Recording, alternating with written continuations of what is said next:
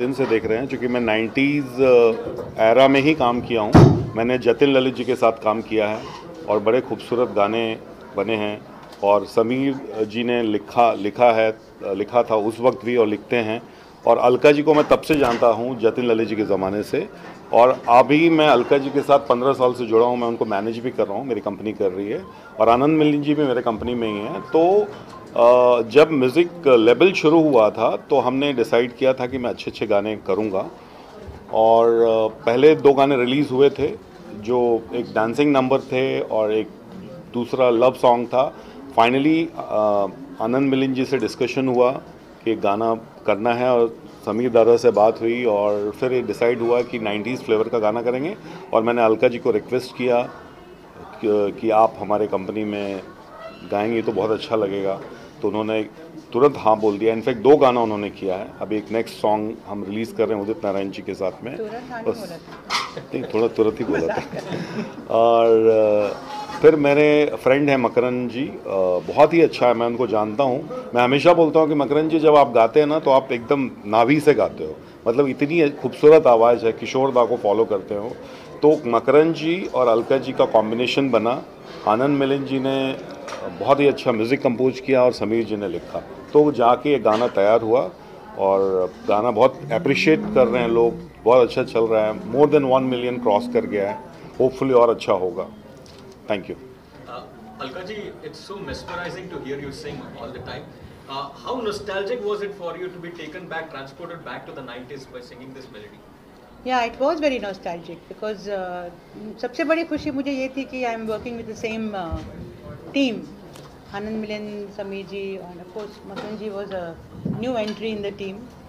But तो वो जो हम लोग रिकॉर्डिंग करते थे पहले, जो माहौल था, वही माहौल बहुत सालों बाद यहाँ मुझे महसूस हुआ। और हम लोग का कंफर्ट लेवल इतना है सालों से, और मतलब हम लोग हंसते खेलते पिकनिक की तरह हो जाता है काम। उसमें कुछ डिस्कम्फर्ट या कोई भी तरह की झुंझलाहट कुछ नहीं होती।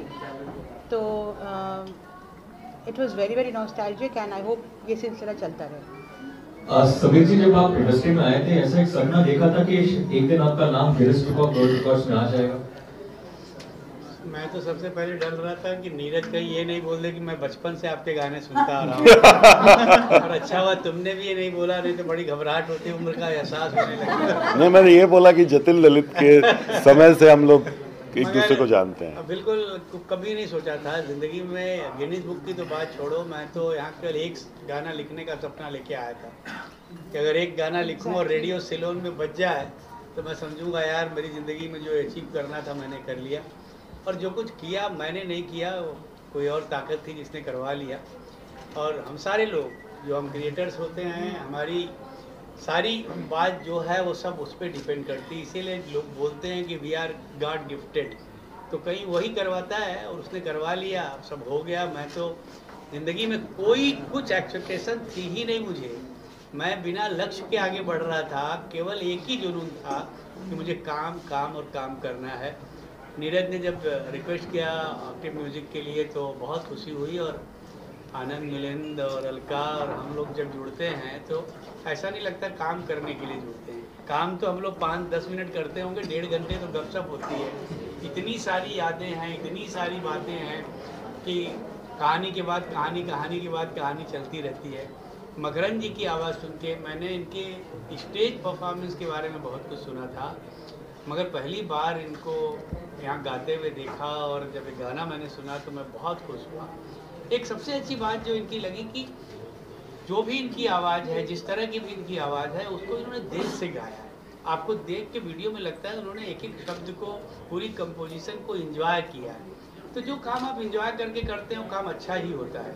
तो मेरी बड़ी बधाई है और मैं सबको दुआ करता हूँ कि आप लोग इसको पसंद करें और इस पूरी टीम को आगे लेके जाएं। आनंद जी, 60 से 90 के दशक का एक मेलोडी था, गाने अभी भी याद करते हैं। वो आज के गानों में मेलोडी क्यों मिसिंग है, क्या वजह है आपके हिसाब से? पता नहीं, मेरे ख्याल से बहुत सारे कारण होंगे। एक तो बहुत से लोग कहते हैं कि टू मच ऑफ इंटरफेरेंस, क्योंकि 60s का आपने जिक्र किया तो तभी मेरे पिताजी चित्रगुप्त जी, ही वॉज वेरी एक्टिव। तो वो उनके ज़माने में मैंने कभी म्यूज़िक सिटिंग देखी नहीं थी। डायरेक्टर आके फिल्म डिस्कस कर लेता था और सिचुएशन मोटा मोटी, उसके बाद सीधे रिकॉर्डिंग में सुनते थे वो लोग। There was no music sitting कि मैं गाना पास करूँगा और फिर वो गाना रिकॉर्ड होगा। तो एक बहुत मेजर चेंज वो हो गया। और दूसरा, because of computers and digitalisation, बहुत से लोग हैं वो जिसको कहते हैं मंच के नहीं आते हैं। मतलब आपको you have to be fully prepared. तो you should have a very good background of music and then you should enter. तो कंप्यूटर तो क्या है कि कोई भी ऑपरेट कर लेता है। तो मैं हमेशा कहता हूँ कि आज ये हो गया कि कंप्यूटर आपको ऑपरेट कर रहा है, होना उल्टा चाहिए। तो this can be one of the reasons. Makaram ji, wonderful singing.